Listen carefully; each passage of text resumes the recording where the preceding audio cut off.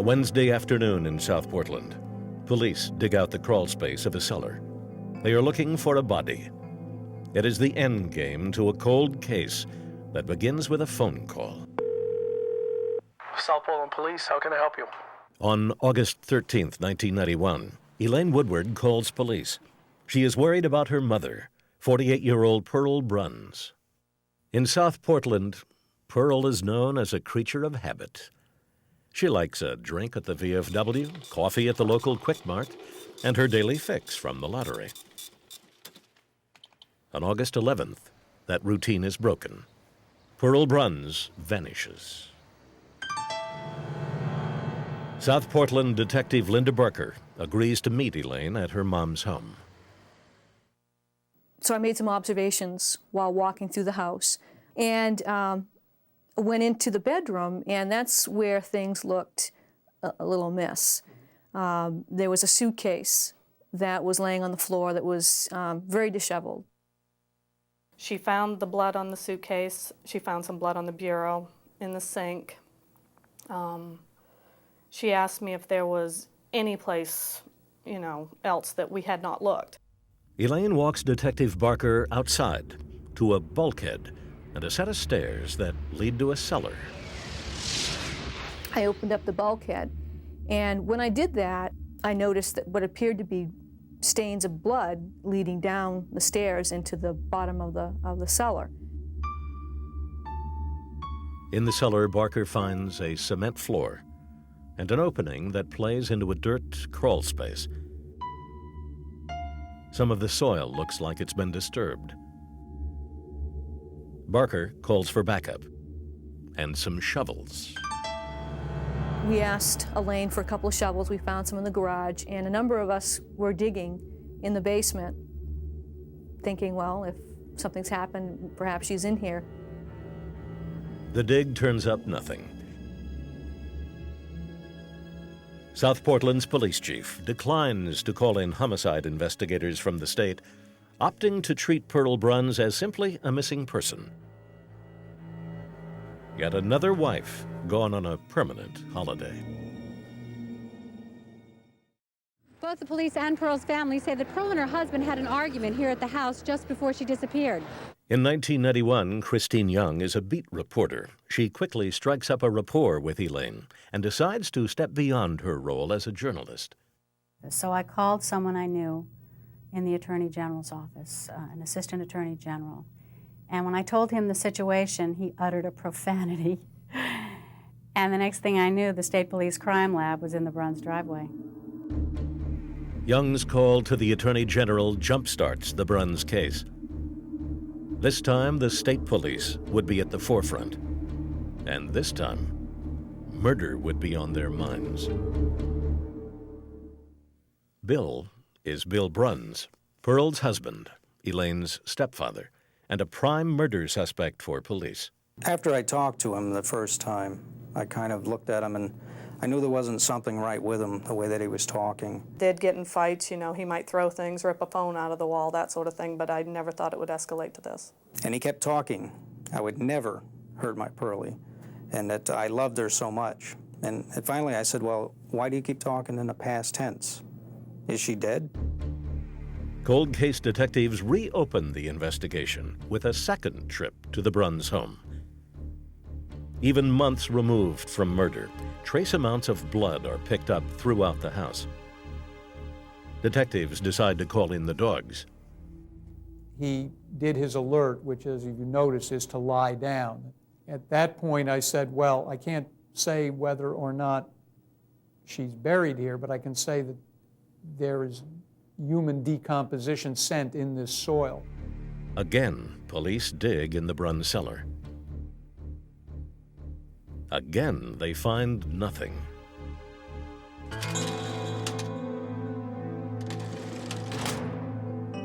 Pearl Bruns' purse is found on a hiking trail in rural New Hampshire.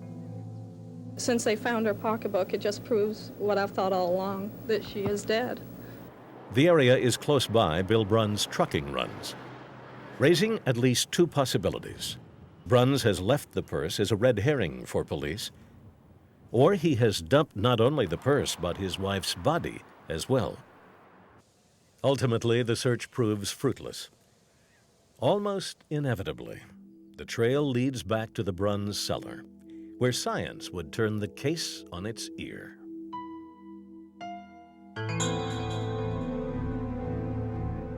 Cold case detectives descend on the Bruns house, armed with a search warrant and a substance known as luminol. Upstairs, with the tremendous amount of luminol reaction, indicated to us that probably this is where the assault had taken place. The blood on the stairs leading into the basement seemed to be an avenue of transportation of the body. Blood in the cellar might have been where the body was laying while the hole was dug for the burial. And you could actually see where the body was lying while he was either tired or he had to move the body up into the dirt portion. This is the final luminol image Leon refers to. What appears to be a body, outlined in blood on the dirt floor of the basement. Coupled with the footsteps and the smears of blood upstairs, Leon and Harriman now have no doubts the Bruns home had been visited by a violent crime.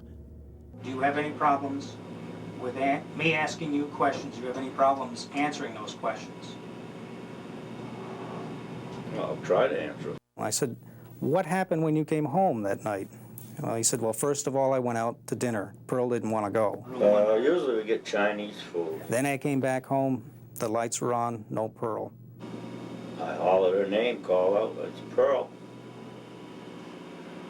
No answer. And then I had Mike Harriman come in, and he was going to be the bad guy. You've been sitting here lying to me. No. Bill, I don't believe you for a minute anymore, not after I see what happened in there. Eventually, I had to hit him point blank with, you must have killed your wife here, because there's no other thing that it could be. You killed Pearl, or you had involvement in her killing, plain and simple.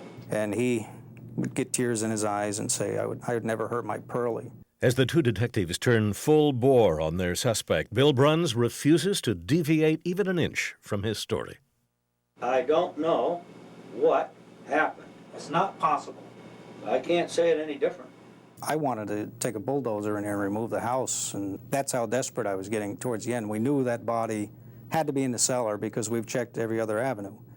And short of taking that house off its foundation and digging in every little spot there, we needed something, and as a result, the radar came along, which was in the nick of time.